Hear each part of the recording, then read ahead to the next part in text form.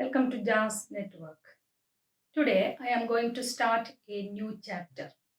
In the previous chapter we have studied about biological classification. എന്തൊക്കെയായിരുന്നു നമ്മൾ classification അവിടെ പഠിച്ചത്? ടു കിങ്ഡം ക്ലാസിഫിക്കേഷൻ പഠിച്ചു, അതിൻ്റെ ഡ്രോബാക്സ് പഠിച്ചു. അത് കഴിഞ്ഞ് വിറ്റാക്കറുടെ classification, RH Whittaker propose 5 kingdom classification. അതിൽ നമ്മൾ kingdom Monera, kingdom Protista, kingdom fungi ഇത് മൂന്നും നല്ലതുപോലെ പഠിച്ചു കഴിഞ്ഞതാണ്. കിങ്ഡം പ്ലാന്റേ ആണ് ഇന്ന് നമുക്ക് പഠിക്കാനുള്ളത്. അപ്പോൾ kingdom plantae popularly known as plant kingdom. അപ്പോൾ ഇന്ന് നമുക്ക് പ്ലാന്റ് കിങ്ഡത്തെ കുറിച്ചാണ് പഠിക്കാനുള്ളത്.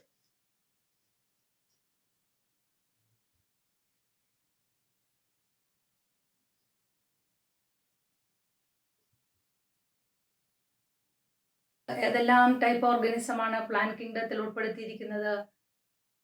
Eukaryotic, multicellular, autotrophic organisms. Eukaryotic, multicellular, autotrophic organisms are included in plant kingdom. They have cell wall. Plant kingdത്തിലുള്ള എല്ലാ മെമ്പേഴ്സിനും സെൽ വോൾ ഉണ്ട്. സെല്ലുലോസ് കൊണ്ട് നിർമ്മിച്ചിട്ടുള്ള ഒരു സെൽ വോൾ പ്ലാന്റ് കിങ്ഡത്തിലെ എല്ലാ മെമ്പേഴ്സിനും തന്നെ ഉണ്ട്. ഇനി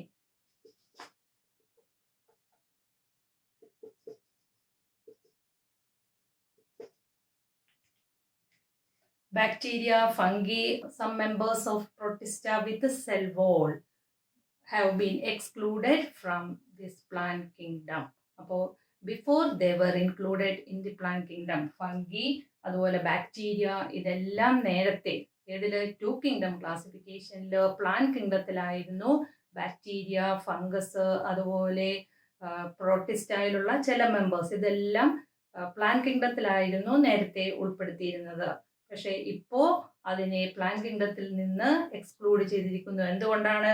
കിങ്ഡം ബാക്ടീരിയയെ നമ്മൾ പ്ലാന്റ് കിങ്ഡത്തിൽ നിന്ന് മാറ്റി. എന്തുകൊണ്ടാണ്? Because it is prokaryotic. Bacteria is a prokaryotic organism. So this bacteria have been excluded from the plant kingdom. ഫംഗിയെ എന്തുകൊണ്ടാണ് നമ്മൾ പ്ലാന്റ് കിങ്ഡത്തിൽ ഉൾപ്പെടുത്താതിരുന്നത്? പ്ലാന്റ് കിങ്ഡത്തിൽ നിന്ന് മാറ്റാനുള്ള കാരണം ഫംഗസ് എന്ന് പറയുന്നത് ഹെറ്ററോട്രോഫിക് ഓർഗാനിസം ആണ്. അതുകൊണ്ട് അതിനെ നമ്മളിപ്പോൾ കിങ്ഡം ഫംഗി എന്ന് പറഞ്ഞ് പ്രത്യേക ഒരു കിങ്ഡത്തിൽ മാറ്റി. പുതിയ ക്ലാസിഫിക്കേഷനിൽ മുമ്പ് ഇതും പ്ലാന്റ് കിങ്ഡത്തിലായിരുന്നു ഉൾപ്പെട്ടിരുന്നത്. അതുപോലെ ചില പ്രോട്ടിസ്റ്റയിലുള്ള ചില മെമ്പേഴ്സ് നേരത്തെ പ്ലാന്റ് കിങ്ഡത്തിലായിരുന്നു. ഇപ്പോൾ അതിനെയും നമ്മൾ മാറ്റാനുള്ള കാരണം ദേ ആർ യൂണിസെല്ലുലാർ. യൂണിസെല്ലുലാർ ആയിട്ടുള്ളതിനെയാണ് നമ്മൾ പ്രോട്ടിസ്റ്റയിൽ ഉൾപ്പെടുത്തിയിരിക്കുന്നത്. അപ്പോൾ അതുകൊണ്ട് അതിനെ പ്രോട്ടിസ്റ്റയിൽ വെച്ചു. അതുപോലെ നമ്മൾ നേരത്തെ ബാക്ടീരിയയിൽ പഠിച്ചു സയനോബാക്ടീരിയ.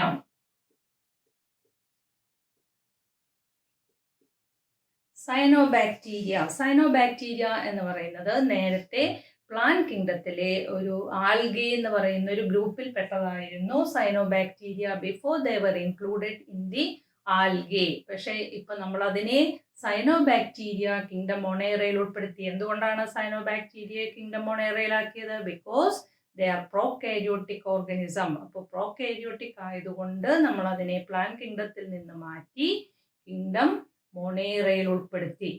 മനസ്സിലായോ? അപ്പോൾ ഈ ഓർഗാനിസം ഇതെല്ലാം ബാക്ടീരിയ, ഫംഗസ്, സയനോബാക്ടീരിയ ഇതെല്ലാം നേരത്തെ പ്ലാന്റ് കിങ്ഡത്തിലായിരുന്നു. പക്ഷെ ഇപ്പോൾ ഇതൊന്നും പ്ലാന്റ് കിങ്ഡത്തിലല്ല. അപ്പോൾ പ്ലാന്റ് കിങ്ഡത്തിൽ ഇപ്പോൾ യൂക്കാരിയോട്ടിക്, മൾട്ടിസെല്ലുലാർ, ഓട്ടോട്രോഫിക് ആയിട്ടുള്ള ഓർഗാനിസം മാത്രമേ ഇപ്പോൾ പ്ലാന്റ് കിങ്ഡത്തിൽ ഉൾപ്പെടുത്തിയിട്ടുള്ളൂ.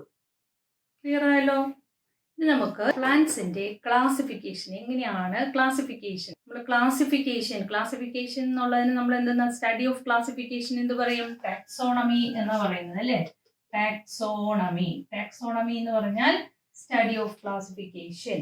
അപ്പോൾ mainly there are 3 systems of classification. First one, artificial system.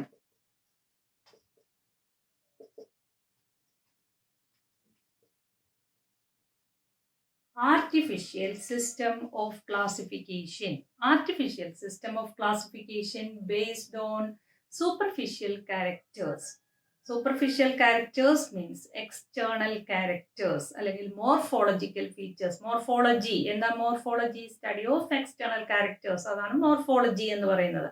അപ്പോൾ artificial system of classification based on morphological characters like habit, colour, number, shape of leaves etcetera. അപ്പോൾ ലീഫിന്റെ shape അല്ലെങ്കിൽ പെറ്റൽസിന്റെ എണ്ണം ഇതൊക്കെ നോക്കി അതിന്റെ ഹാബിറ്റ്, അതിന്റെ നേച്ചർ, ഇങ്ങനെയുള്ള ആർട്ടിഫിഷ്യൽ ക്യാരക്ടേഴ്സ് മാത്രം കൺസിഡർ ചെയ്തുകൊണ്ടുള്ള ഒരു ക്ലാസിഫിക്കേഷൻ ആണ് ആർട്ടിഫിഷ്യൽ സിസ്റ്റം ഓഫ് ക്ലാസിഫിക്കേഷൻ എന്ന് പറയുന്നത്. അതിൽ വെജിറ്റേറ്റീവ് ക്യാരക്ടേഴ്സ് മാത്രമേ നോക്കുന്നുള്ളൂ, എക്സ്റ്റേണൽ ക്യാരക്ടേഴ്സ് മാത്രം നോക്കിയിട്ടുള്ള ഒരു ക്ലാസിഫിക്കേഷൻ, അതാണ് ആർട്ടിഫിഷ്യൽ സിസ്റ്റം ഓഫ് ക്ലാസിഫിക്കേഷൻ. അത് വളരെ പണ്ട് ഏറ്റവും ആദ്യം കാലത്തുണ്ടായിരുന്ന ഒരു ക്ലാസിഫിക്കേഷൻ ആണ് ആർട്ടിഫിഷ്യൽ സിസ്റ്റം ഓഫ് ക്ലാസിഫിക്കേഷൻ എന്ന് പറയുന്നത്. Example, classification given by ലിന്നേയസ്.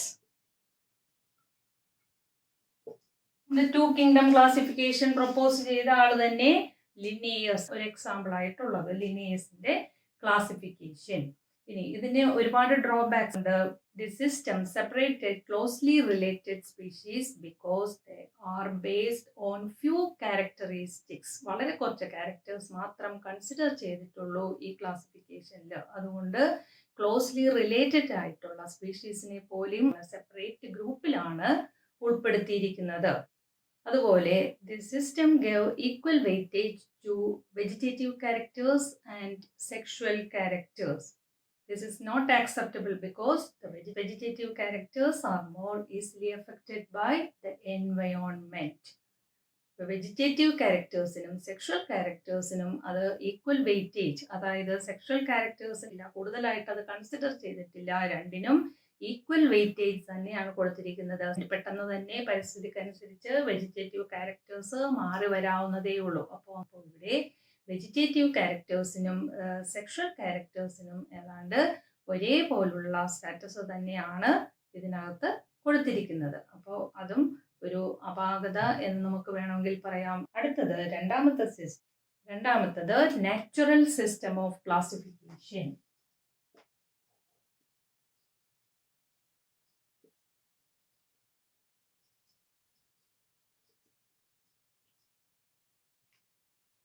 Natural system of classification.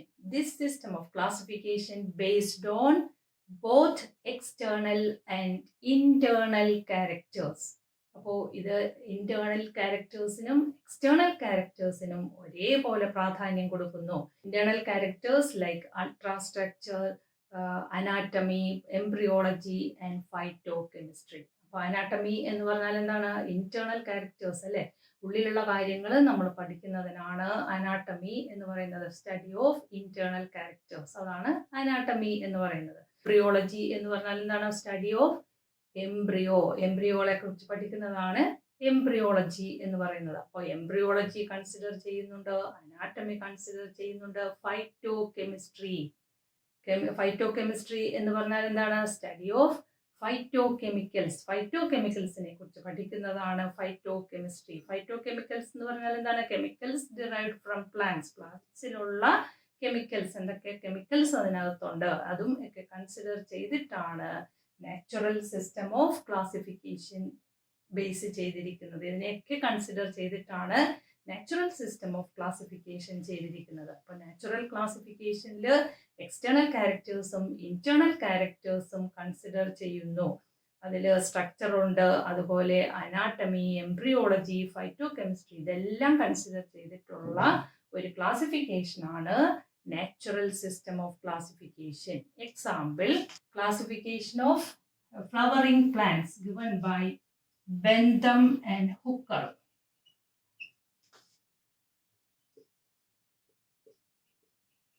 ബെന്തം and Hooker's classification എന്ന് പറയും. Full name George Bentham and Joseph Hooker. Joseph Dalton Hooker എന്നാണ് ഫുൾ നെയിം. സയന്റിസ്റ്റിന്റെ പേര് George Bentham and Joseph Dalton Hooker. അപ്പോൾ ഇവര് flowering പ്ലാന്റ്സിനെ classify ചെയ്തിരിക്കുന്നത് ഈ natural system of classification ഉപയോഗിച്ചിട്ടാണ് ക്ലാസിഫൈ ചെയ്തിരിക്കുന്നത്. ബെന്തം ആൻഡ് ഹുക്കേഴ്സ് ക്ലാസിഫിക്കേഷൻ എന്നാണ് അറിയപ്പെടുന്നത്.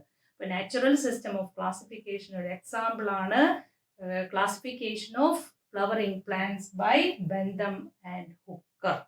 ഇനി മൂന്നാമത്തെ classification phylogenetic system of classification.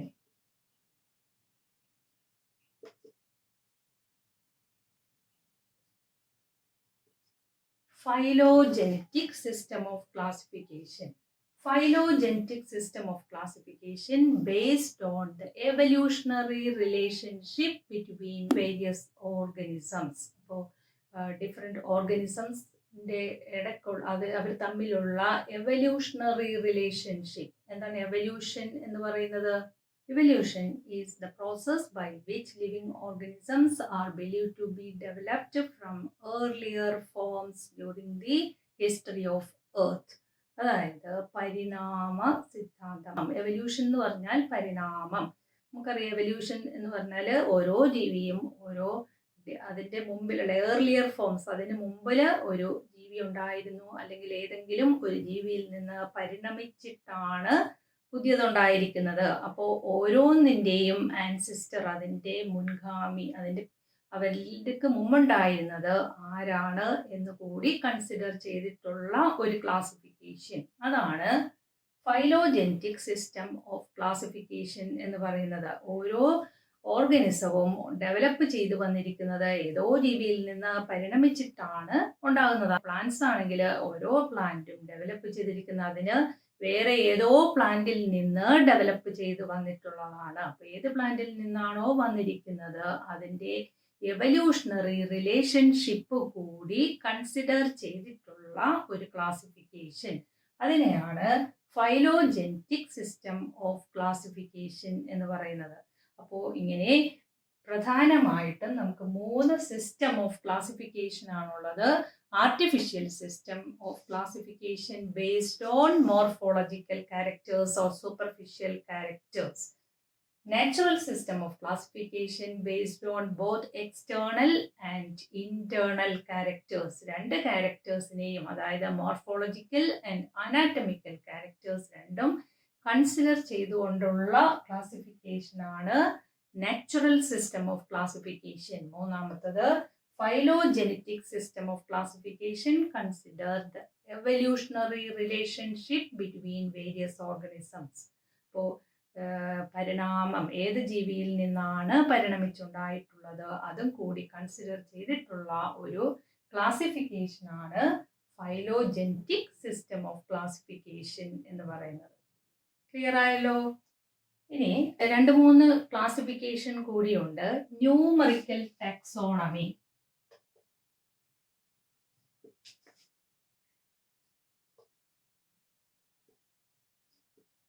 Taxonomy എന്താണെന്നാ പറഞ്ഞത്? ടാക്സോണമി എന്ന് പറഞ്ഞാൽ ക്ലാസിഫിക്കേഷൻ. അപ്പോൾ ക്ലാസിഫിക്കേഷൻ ആണ് നമ്മൾ ടാക്സോണമി എന്ന് പറയുന്നത്. ന്യൂമറിക്കൽ ടാക്സോണമി എന്നത് taxonomy based on statistical method, statistics ഉപയോഗിച്ചുകൊണ്ടുള്ള classification. This system utilizes calculators, computers, etc. Calculator, computer ഒക്കെ ഉപയോഗിച്ചിട്ട് ഡേറ്റാസ് ഒക്കെ കമ്പ്യൂട്ടറിലൊക്കെ ആക്കിക്കൊണ്ടിട്ടുള്ള ഒരു ക്ലാസിഫിക്കേഷൻ, അതായത് കമ്പ്യൂട്ടറൈസ്ഡ് ക്ലാസിഫിക്കേഷൻ. കമ്പ്യൂട്ടറിലേക്ക് ഡേറ്റാസ് ഒക്കെ കൊടുത്തിട്ട് ക്ലാസിഫിക്കേഷൻ നടത്തുന്നതാണ് ന്യൂമറിക്കൽ ടാക്സോണമി എന്ന് പറയുന്നത്. അപ്പോൾ അതിനകത്ത് കമ്പ്യൂട്ടറും കാൽക്കുലേറ്ററും ഒക്കെ ഉപയോഗിച്ചിട്ടാണ് നമ്മൾ സിമിലാരിറ്റീസ്, ഡിഫറൻസസ് ഓഫ് ഓർഗനിസംസ്, ഓരോ ഓർഗനിസത്തിൻ്റെ സിമിലാരിറ്റി, ഡിഫറൻസ് ഒക്കെ കമ്പ്യൂട്ടറിലൂടെ ആണ് നമ്മൾ അറിയുന്നത്, കമ്പ്യൂട്ടറിലൂടെയാണ് നമ്മളത് പഠിക്കുന്നത്. അതാണ് ന്യൂമറിക്കൽ ടാക്സോണമി എന്ന് പറയുന്നത്.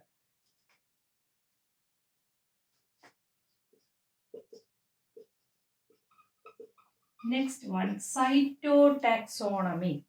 Cytotaxonomy. Taxonomy based on cytological characters. Cytology എന്ന് പറഞ്ഞാൽ study of cells. Cytology. സെല്ലിനെ കുറിച്ച് പഠിക്കുന്നതാണ് സൈറ്റോളജി എന്ന് പറയുന്നത്. Cytotaxonomy means classification based on cytological characters. That means the സെല്ലിൻ്റെ സ്ട്രക്ചർ, അതുപോലെ സെല്ലിൽ ബാക്കി എന്തൊക്കെയുണ്ട്, സെല്ലിലുള്ള ക്രോമസോം, സെല്ലിനകത്ത് ക്രോമസോം നമ്പർ, ക്രോമസോമിൻ്റെ നേച്ചർ, ക്രോമസോമിൻ്റെ ബിഹേവിയർ, ഇതെല്ലാം കൺസിഡർ ചെയ്തുകൊണ്ടുള്ള ക്ലാസിഫിക്കേഷൻ, അതാണ് സൈറ്റോടാക്സോണമി എന്ന് പറയുന്നത്. അപ്പോൾ taxonomy based on cytological characters, അതാണ് സൈറ്റോടാക്സോണമി.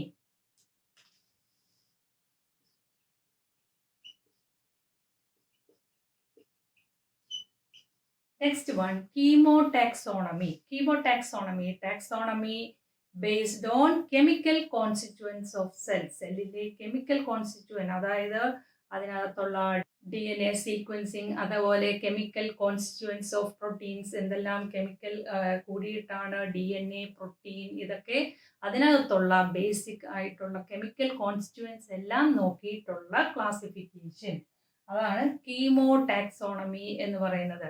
Taxonomy based on the chemical constituents of plants, എന്തെല്ലാം കെമിക്കൽസ് അടങ്ങിയിട്ടുണ്ട് എന്ന് നോക്കിയിട്ടുള്ള ക്ലാസിഫിക്കേഷൻ, അത് കൺസിഡർ ചെയ്തുകൊണ്ടുള്ള ക്ലാസിഫിക്കേഷനെയാണ് കീമോടാക്സോണമി എന്ന് പറയുന്നത്. അപ്പോൾ ഇങ്ങനെ ഡിഫറെൻ്റ് ആയിട്ടുള്ള ക്ലാസിഫിക്കേഷൻ ഉണ്ട്. Numerical taxonomy based on statistical methods, cytotaxonomy based on cytological characters, chemotaxonomy based on chemical nature of plants. Plant kingdom is mainly classified into 5 groups: algae, bryophytes, pteridophytes, gymnosperms and angiosperms. Algae, bryophytes, spelling ഒക്കെ പഠിക്കണം കേട്ടോ. Bryophytes, pteridophytes, gymnosperms and angiosperms.